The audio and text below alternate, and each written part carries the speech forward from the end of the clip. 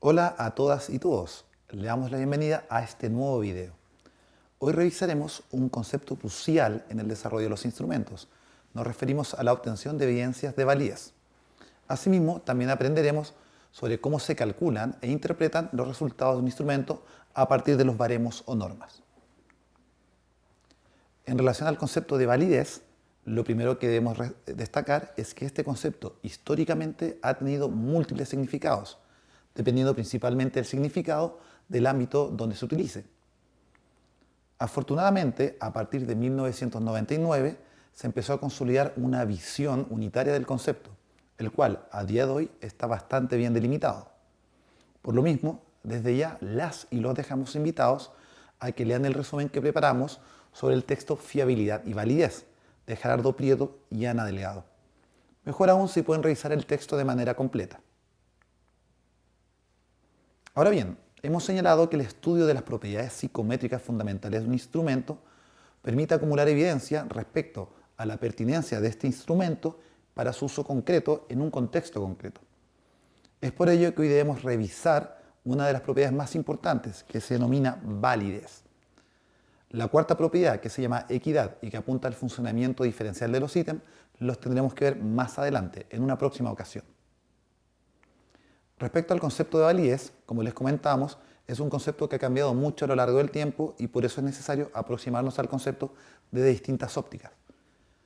No obstante, hay una gran pregunta que intenta contestar el concepto de validez, que es la siguiente. ¿En qué medida los resultados de una prueba se ajustan a los fines para los que ha sido diseñado y construido este instrumento? Es decir, lo que ya podemos desprender es que validez apunta al grado en que los resultados de una prueba efectivamente se ajustan a la finalidad con la que fue desarrollada.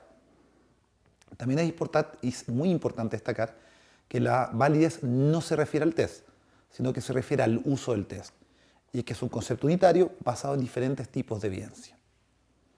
En relación a los tipos de evidencia, el procedimiento de validación que utilizaremos finalmente establecerá qué decisiones y qué inferencias podemos hacer a partir de este instrumento. Retomando el tema de la obtención de evidencias de validez, aun cuando se sabe que es un concepto unitario, la verdad es que en función del contexto y del uso dependerá el cómo yo evalúe la validez. Por lo mismo, un instrumento que presenta evidencias de validez corresponde a un instrumento en que tenemos lo siguiente. Una evidencia que apoya la teoría y que nos permite interpretar las puntuaciones de los test para el propósito con el que fue diseñado. Ahora, en la práctica existen muchas estrategias para obtener evidencias de validez. En este curso vamos a ver principalmente tres. Revisaremos las evidencias de validez basadas en el contenido del test, evidencias de validez basadas en la relación con otras variables, lo que habitualmente se denomina validez referida a criterio externo, y finalmente revisaremos las evidencias de validez vinculadas a la estructura interna del test o validez de constructo. Entonces, en la práctica tenemos evidencias de validez basadas en el contenido del test. Este es un procedimiento muy utilizado en el ámbito educativo, pues permite determinar en qué medida el contenido de una evaluación resulta pertinente con los objetivos específicos de dicha evaluación. Un texto muy interesante y que les invitamos a leer es el texto ¿Por qué las pruebas estandarizadas no miden la calidad educativa? En este artículo, basándose en el concepto de validez, el autor cuestiona el uso e interpretación de lo que suelen ser los resultados de pruebas estandarizadas. Una segunda estrategia para obtener evidencias de validez es la referida a otras variables. Por ejemplo, en el caso del instrumento denominado INECO Frontal Screening, que es un instrumento que permite medir función ejecutiva o capacidad de planificar, este instrumento en su proceso de validación fue correlacionado con múltiples otros instrumentos que miden más o menos lo mismo. En todos los casos se reportó que tanto el INECO como las otras herramientas presentaban una alta correlación. ¿Por qué es importante que este instrumento, que evalúa función ejecutiva, correlacione con instrumentos que miden algo parecido? Básicamente porque cualquier instrumento utilizado en el ámbito clínico tiene que tener capacidad para hacer un buen diagnóstico. Y un buen diagnóstico en la práctica se puede evaluar mediante correlación con otros instrumentos que debiesen presentar diagnósticos similares.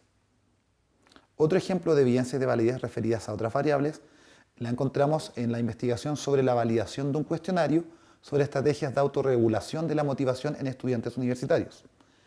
Este artículo, que fue publicado en el primer semestre de 2019, el instrumento presenta indicadores adecuados de validez evaluados mediante la asociación significativa que presentó con otro cuestionario de estrategias motivacionales y de aprendizaje. Finalmente, la tercera estrategia, denominada evidencias de validez basada en la estructura, resulta muy relevante a día de hoy. Por ejemplo, a propósito de las demandas transversales de los y las estudiantes de la educación superior por sobrecarga académica y salud mental, ha comenzado a cuestionarse precisamente los problemas de salud mental que presenta en general toda la población y en particular las personas que ya consultan en servicios ambulatorios. Por ello, no es de extrañar que en el estudio Validación de la escala Razones para Vivir en consultantes a salud mental de la región metropolitana de Chile, se haya tratado de establecer la estructura que subyace al concepto Razones para Vivir. Al analizar los resultados de este estudio, nos damos cuenta, por ejemplo, que el ítem 41, donde dice otras personas pensarían que soy débil o egoísta, corresponde a la dimensión 2, en donde también participa el siguiente ítem, por ejemplo, que dice el 46, soy tan inepto que mi método no funcionaría.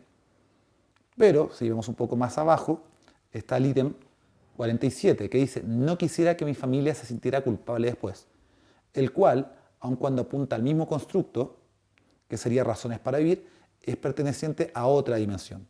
Por lo tanto, cuando yo determino la estructura de un instrumento, lo que estoy haciendo en la práctica, básicamente, es ver cuántos indicadores tengo para evaluar esa dimensión. Perfecto, ahora ya sabemos cómo un instrumento logra sus objetivos de medición. Sin embargo, todavía no hemos dicho nada sobre cómo interpretamos los resultados. Por lo tanto, surge la pregunta de, efectivamente, cómo interpretamos los resultados que tenemos de nuestro test. Comúnmente, las personas que responden a un determinado test lo van haciendo ítem por ítem. Y una vez que tenemos la totalidad de las respuestas, ya sea sumamos el puntaje o se utilizan modelos que permiten modelar las respuestas según ítem. Ahora bien, independiente de la teoría, ¿qué significa el puntaje total que obtiene un sujeto? Para lo anterior, nosotros hacemos referencia a las baremos o normas, que nos dan directrices de cómo interpretar los resultados de un test en un determinado contexto. Para realizar esta interpretación de puntajes, las podemos realizar a través de dos formas distintas. La primera se denomina referido a norma. ¿Qué quiere decir esto? El puntaje individual de un sujeto se compara con la distribución de puntajes de un grupo de comparación. En este caso, lo que buscamos es dar información sobre la posición relativa de la persona en la distribución. Un ejemplo de lo anterior son los percentiles. En la diapositiva podemos ver una tabla referente a la PSU de matemáticas del año 2017, donde se muestra el puntaje corregido, el puntaje PSU y el percentil. En este caso, por ejemplo, si yo tuve un puntaje PSU de 408 puntos, dejé abajo de mí al 21% de la población. De otra forma, de haber tenido 45 puntos corregido, con un puntaje PSU de 644 puntos, habría dejado abajo de mí al 91% de la población. En este caso, no estoy hablando de aprobar o no, sino que solamente me estoy ubicando respecto al grupo de comparación que rindió la PSU de matemáticas del año 2017.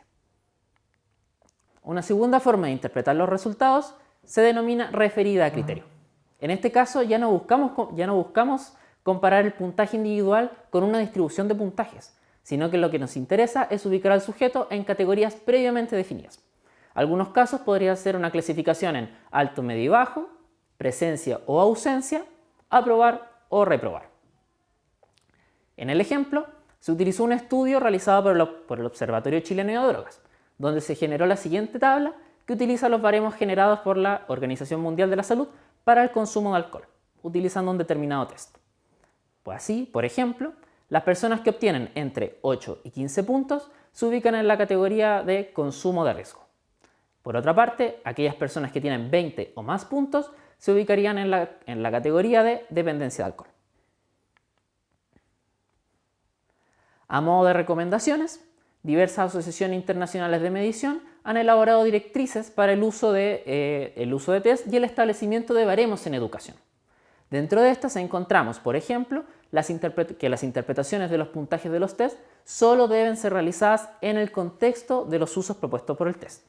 Además, el procedimiento para la construcción de la escala y cada uno de sus procedimientos debe estar explicado claramente. En caso de querer profundizar en este tema, los invitamos a revisar la bibliografía complementaria que se ha subido para esta semana.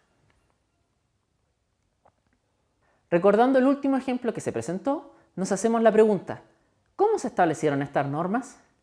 ¿Cómo se definieron las categorías y cómo se establecieron los puntajes que diferencian cada una de las categorías? El proceso para realizar lo anterior se denomina establecimiento de estándares y se ha separado en dos componentes. Un primer componente refiere a la definición de las categorías de logro. Se elaboran categorías o etiquetas que aluden a un determinado nivel de logro de la variable, lo que también conlleva apropiados descriptores de desempeño. Como bien recordarán, para el establecimiento de categorías es fundamental que éstas sean exhaustivas y exclusivas. Cabe destacar que estas categorías por lo general son definidas por jueces expertos. Un segundo componente refiere al establecimiento de puntajes de corte, los cuales tendrán por finalidad separar una categoría de otra.